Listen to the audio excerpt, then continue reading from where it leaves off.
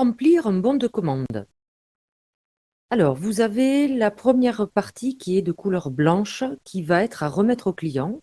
Sur le recto, vous avez des informations liées à la commande que vous allez remplir avec le client. Et sur le verso, ce sera des informations légales, juridiques, que le client donc pourra lire s'il le souhaite, que vous pourrez également regarder en classe avec vos professeurs si vous le voulez. Et il y a une partie en bas, donc, puisque ce papier va être remis au client, qui permettra en fait à votre client de pouvoir se rétracter. Alors se rétracter, ça veut dire quoi? Ça veut dire pouvoir changer d'avis et annuler sa commande. Donc ça, c'est une condition légale qui est instaurée par le Code du commerce donc, en France, qui, dans le cadre d'un démarchage, d'une prospection, c'est ce que vous allez faire, hein, laisse la possibilité à un client de changer d'avis et de pouvoir annuler sa commande jusqu'à 14 jours après la livraison des produits. Voilà. Donc sachez que ceci est respecté chez France Challenge aussi, puisque sur le papier que vous allez remettre au client, donc encore une fois le bon de commande de couleur blanche, sur le verso, il y a toutes les indications et le processus à respecter si le client change d'avis. Voilà. Bon, notamment, vous l'imaginez, il faudra ne pas avoir ouvert les boîtes de chocolat et ne pas les avoir consommées. Alors, je continue. Le bleu qui est juste derrière va en fait se photocopier, voilà. Et ce que vous allez inscrire sur la première page va s'écrire automatiquement sur la seconde.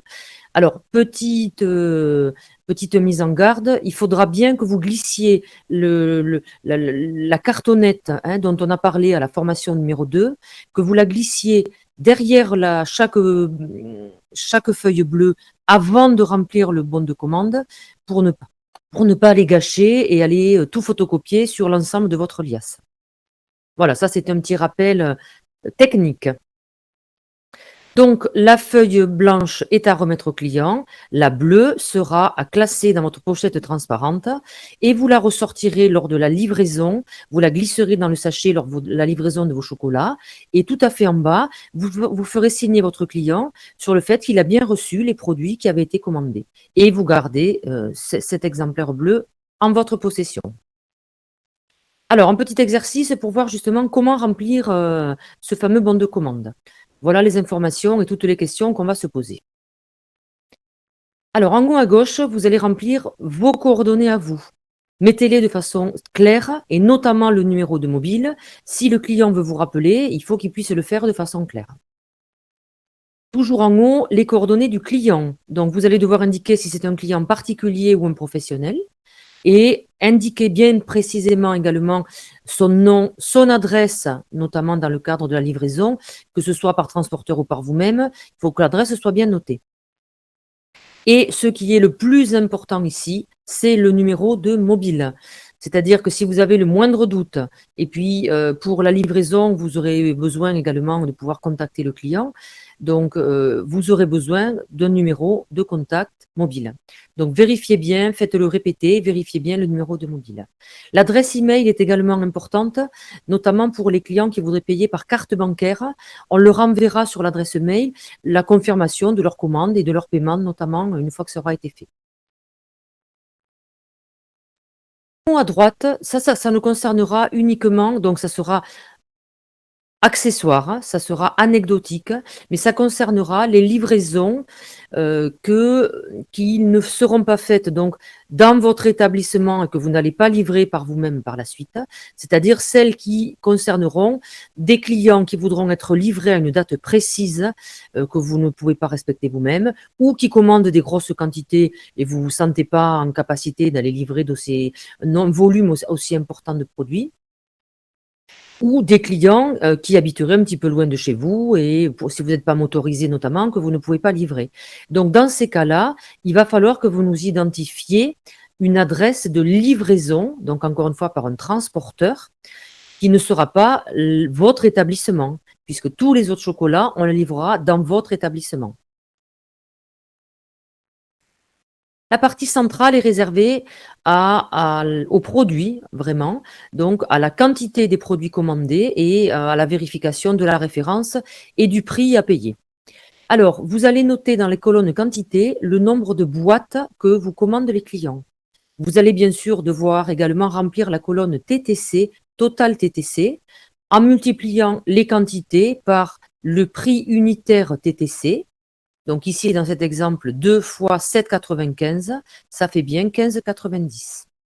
Vous faites pareil sur l'ensemble des lignes, d'accord? Et donc là, imaginons par exemple que vous avez présenté le catalogue Passion Chocolat. Voilà, vous avez parlé du catalogue Passion Chocolat, votre prospect a partagé avec vous le fait qu'il voulait commander telle et telle chose. Donc, vous avez commencé à remplir ce bon de commande après avoir présenté le catalogue Passion Chocolat. Donc, la question que j'ai envie de vous poser maintenant, c'est est-ce qu'il est temps de passer à la ligne ici finalement qui va permettre de faire les additions pour lui savoir quel est le coût total de la commande. Allez, je vous laisse quelques secondes pour voir. Donc, après avoir présenté le catalogue Passion Chocolat et rempli donc les demandes du client, est-ce que c'est le moment de calculer le coût total? Alors, vous en discutez entre vous. Je vous laisse encore 30 secondes pour voter, peut-être à main levée. Donc, c'est oui ou c'est non. Et si c'est non, ben, peut-être qu'il y a autre chose à faire. Donc, on va se poser la question collectivement. Alors, imaginons que vous avez répondu oui, parce que finalement, vous vous dites que vous avez parlé de tout. Eh bien, si vous avez répondu ça, c'est une erreur.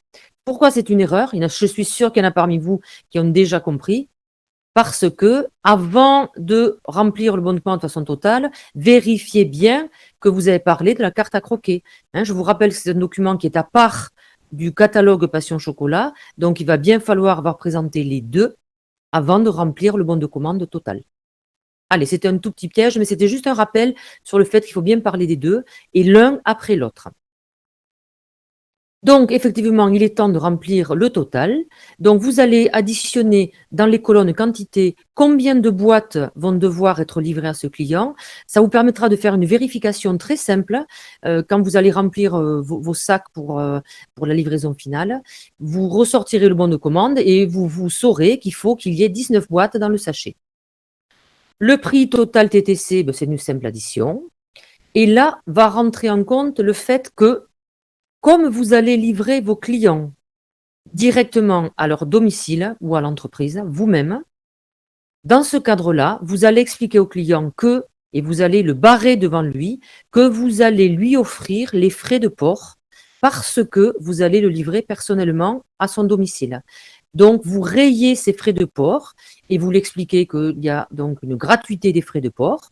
Vous recopiez du coup juste en dessous le total net à payer qui sera à l'identique de ce qui est au-dessus. Et ça sera le moment de poser la question comment le client veut payer. Donc, petit rappel, soit par chèque, soit par espèce, par carte bancaire ou par virement administratif.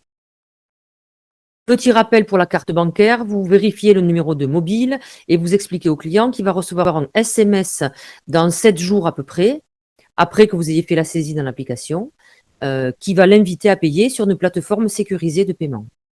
Pour le virement administratif, il faudra que vous nous informiez que ce client public souhaite payer par ce mode de paiement et c'est nous qui nous occuperons de la relation directe et de la vérification de l'encaissement avec cette administration.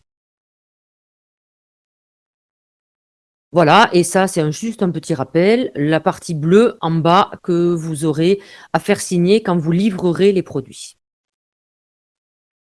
Voilà sur la partie bon de commande. Ben, j'espère que cette petite vidéo vous a été utile et je vous rappelle qu'il faut rester connecté pour participer à nos jeux concours. Merci beaucoup.